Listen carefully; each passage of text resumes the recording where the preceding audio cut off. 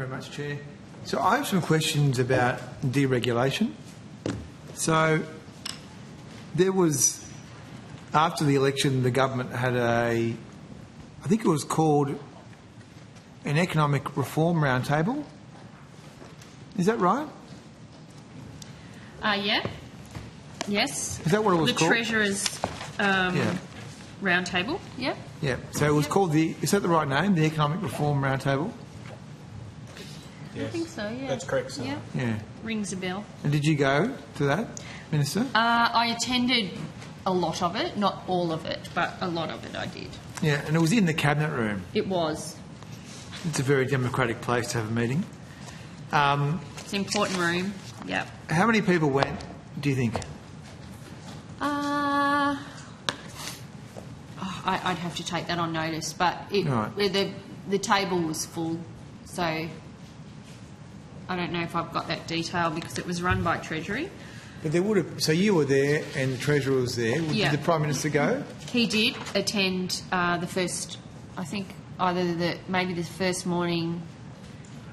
He's attended a session. Yep. Righto.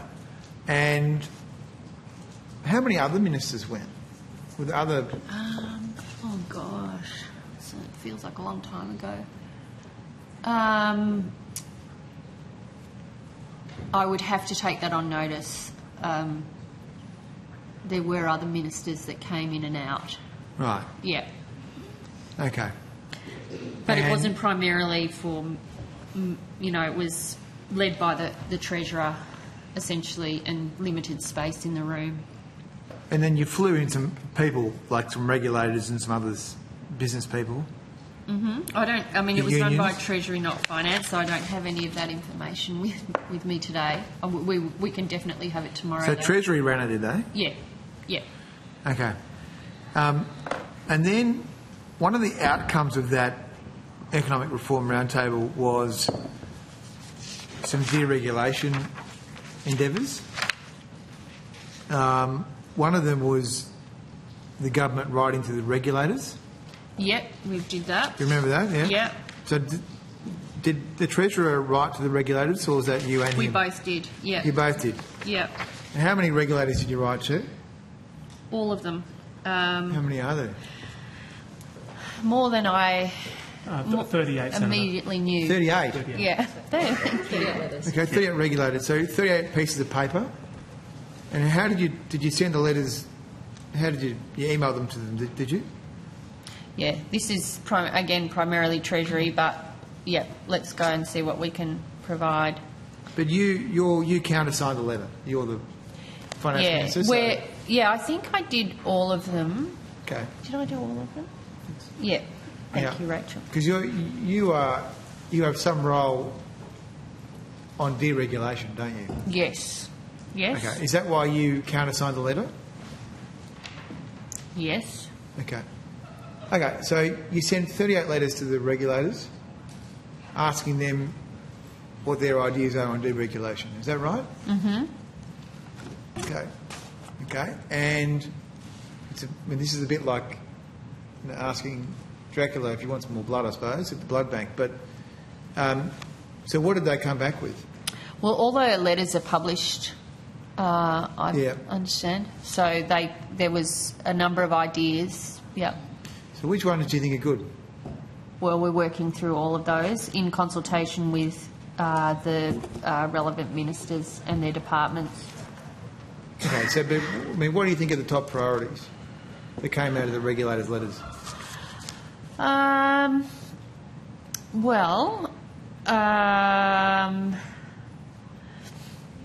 just trying to line up some dates here.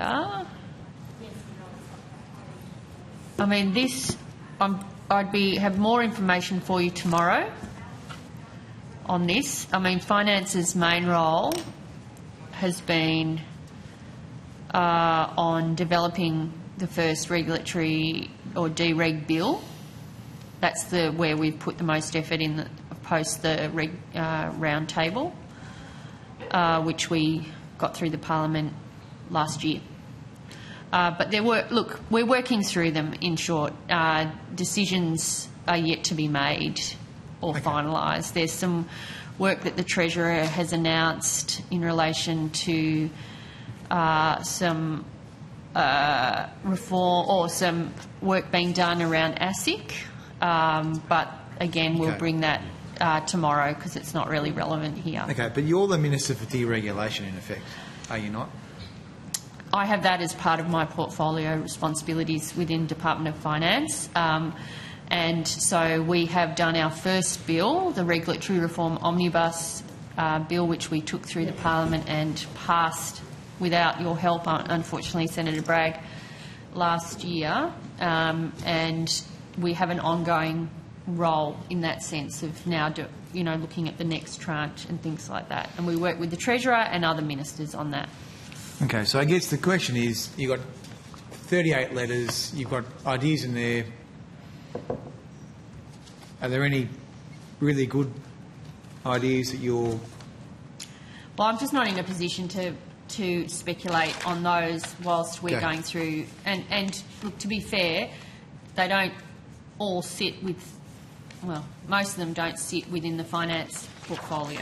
They sit in other ministers' portfolios. We're going through the work, working closely with the Treasurer. But the whole point of this, Minister, is to try and get rid of some red tape for the Australian people. So we had the Department of Prime Minister here yesterday, and they reported back that they only look at new laws coming in, right? So they don't look at the overall regulatory burden. They only look at the flows, new proposals.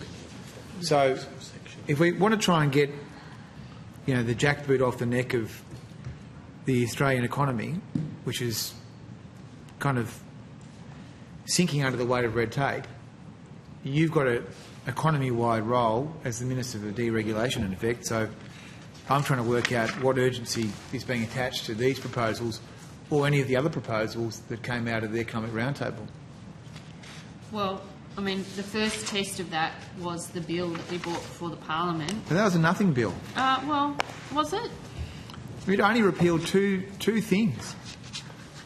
It repealed It wasn't a nothing bill. It started to set up the Tell Us Once approach, which is actually trying to make it seamless for customers to engage with government. Pretty important set of reforms. My understanding is that the evidence from last time was that it repealed two acts, the Cockatoo and Schnapper Islands Act, 1949, and the Early Years Quality Fund Special Account, 2013. I mean, these are not the two biggest pieces of red tape in Australia. In fact, these are acts of Parliament that no one's ever heard of. There was 60 or so, wasn't there? Is Rachel... Is that right? That's right, isn't it? I mean... Is that right, what I said? From memory, there were more than 60 changes to legislation, not all repeal, but there were changes. How many were repealed? And, well, that's not a measure of effective regulation. Yes, it is. Well, it's your measure. It's not everyone's measure. Quite an important one. Right. How many laws are there in Australia? Well, effective regulation is, I think, from my point of view, more important than, whether you count it by repeals or additions. It's how effective is the regulation that you have in place. And Rachel can take us through... Oh, sorry. Well, how many laws are there in Australia then? How many laws are there in Australia? Sorry? How many laws have you got in the books here in Canberra? I don't have that figure in front of me. Right, well, it's 1,200. So shouldn't you be trying to get rid of a whole bunch of these laws, given that... We're about effective regulation, Senator Bragg. Okay, so you got rid of the Cockatoo and Schnapper Islands Act 1949. What's that? Right. And then you got rid of the Early Years Quality Fund Special Account 2013. So those two are gone. There's another 1,200 left. How many more can you get rid of? Well, here's one of my favourites that was done under the former government, where you, in your red tape repeal day, you repealed the act which stipulated that the owner of a mule or bullock required for naval or military purposes shall furnish it for such purposes. Well, you probably put that one back in. And then there was this other gem. There was this other gem where the change was E-male to E-no-male. Yeah. So, are you going to put it back in? You're going to reinstate that act? Facsimile to fax, that was another one. And then you remove 40 hyphens, 1 comma and 1 inverted comma. Wow. Yeah, well, on the big issue. That was your red tape repeal day. But I'm really pleased that after 4 years you're still talking about the Liberal Party. Well, I'm just saying They you're kinda sitting stick out. 10 years ago. mocking efforts to do effective regulation, and at the first chance you got, you refused to back some regulatory reform. And this is the first of tranches of regulatory reform that we'll be bringing to this Parliament, so hopefully we'll have better success. So how many? with So you what's the and your timetable support. for the next big repeal bill? We're going to get rid of some other random acts of Parliament. When's that going to happen?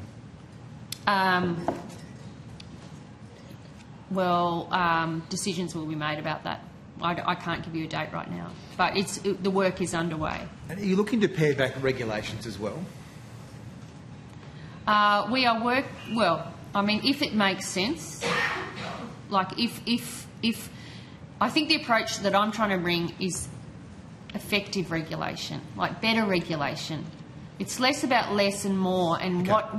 what regulation is needed to protect consumers, to deliver quality care and services that allows business to do what they need to do, and frankly, across government, there's plenty we could do too that cuts down on processes and focuses on outcomes. So that's the kind of approach I'm bringing. Like, what is going to deliver good outcomes? Yep.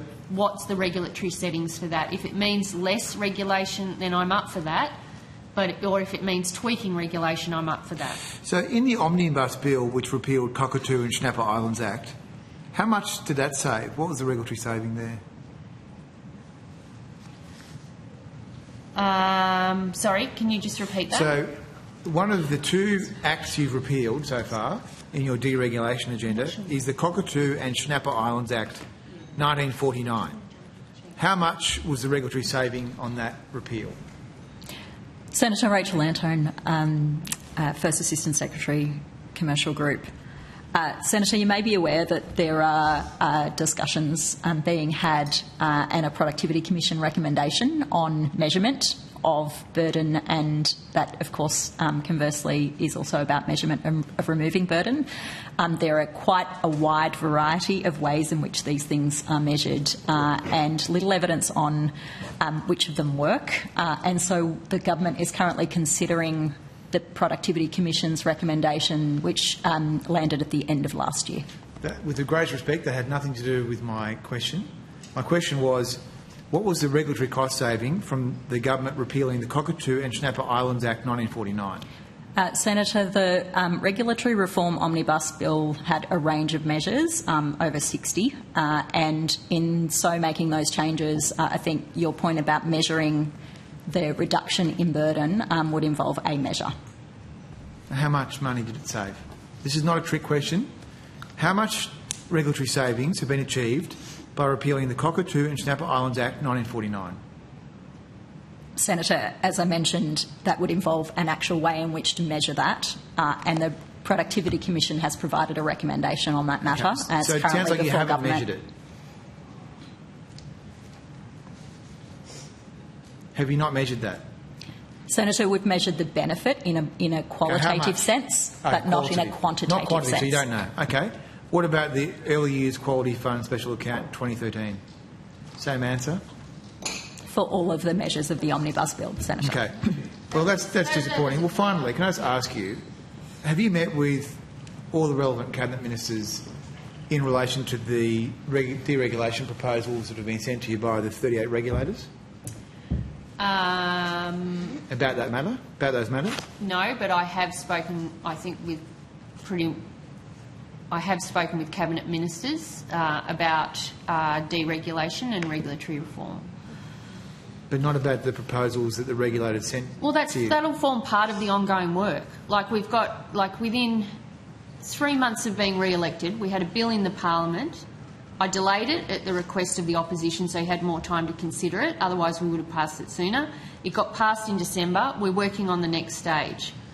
Like, that's in under 6 or 7 months. Okay, I think, you know... I look forward to seeing it be. And can I ask you for a commitment, finally, thanks, Chair, for your indulgence, that this sort of business of not actually even measuring the cost savings is not a very good approach. I mean, surely if you're going to repeal pieces of legislation, you should at least identify what the cost saving will be. There will be, as you would expect, when the Cabinet takes decisions like that, they would be fully briefed on the benefits and impacts of those changes.